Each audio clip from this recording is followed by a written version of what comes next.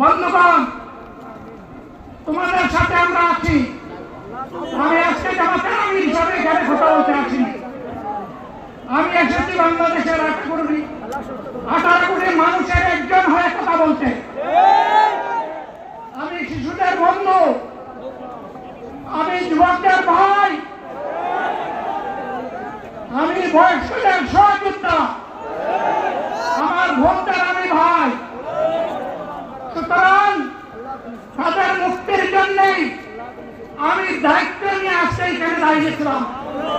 আল্লাহর ইচ্ছা শরীর আমাকে সাময়িকভাবে সহযোগিতা করে না, এটাও আল্লাহর ইচ্ছা যে এখন আল্লাহ আমাকে কথা বলার সুযোগ দিচ্ছে।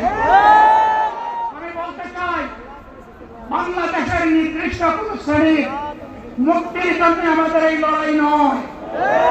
রাস্তার একজন পরিচ্ছন্নতা কর্মী, চা বাগানের একজন শ্রমিক, রক্ত পানি করে ঘাম জড়ানো আমার একজন রিক্সা চালক ভাই মাঠে ময়দানে বাংলাদেশের মানুষের মুখে যারা এক মুঠো ভাত তুলে দিতে চায়, আমার সেই কৃষক বন্ধুটি, আমি তাদের হয়ে আজকে এখানে কথা বলতে এসেছি। আমি কোন অভিযোগ শ্রেণীর হয়ে এখানে কথা বলতে আসি। আল্লাহ তাআলার অশেষ মেহেরবানি, আজীবন সকল রক্ত চক্ষুকে উপেক্ষা করেছে, যে জুলুমের পরোয়া করি না। আমার আফসোস, 24 সালে জাতিকে মুক্তি দিতে গিয়ে যারা জীবন দিয়ে শহীদ হলো, আমি তাদের একজন হতে পারলাম না।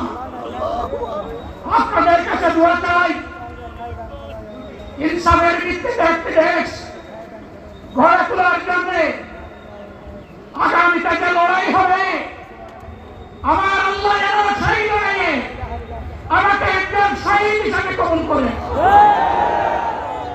সম্মানিত বন্ধুগণ, আমাদের প্রিয় শহীদ নেতৃবৃন্দ 2006 সালের 28 অক্টোবর থেকে শুরু করে পল্টন গণহত্যা, শাপলা গণহত্যা, সারা দেশের গণহত্যা, পিলখানার গণহত্যা, 24-এর গণহত্যা, এই গণহত্যা যারা করেছে তাদের সকলের বিচার